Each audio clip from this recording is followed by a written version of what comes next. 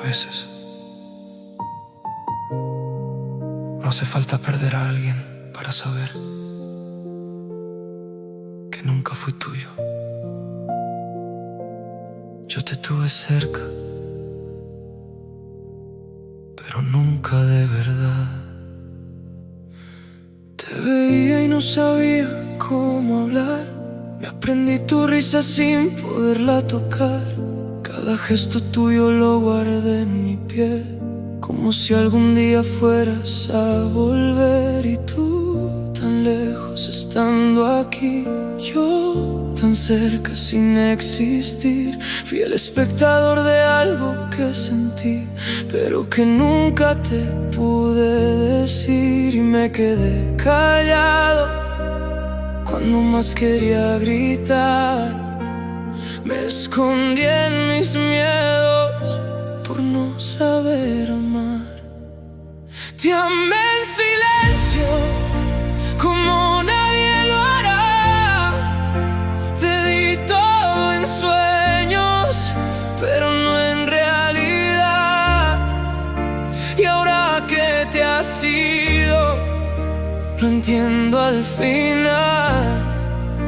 Amar sin decirlo también duele igual. Te hablaba normal como si nada pasara, pero por dentro el alma me gritaba. Quería decirte quédate conmigo, pero el miedo siempre fue más fuerte que lo que digo. Y te vi enamorarte de alguien más, y yo aprendiendo a disimular, aplaudiendo algo que me rompía, sonriendo mientras te perdía. Y nunca lo dije y nunca lo intenté. Me quedé en silencio viéndote perder. Te amé en silencio como nadie lo hará. Fui tu historia invisible que no supiste mirar. Y aunque nunca fui tuyo, te sentí de verdad. Porque amar sin decirlo también deja de más. ¿Qué hubiera pasado si te lo decía?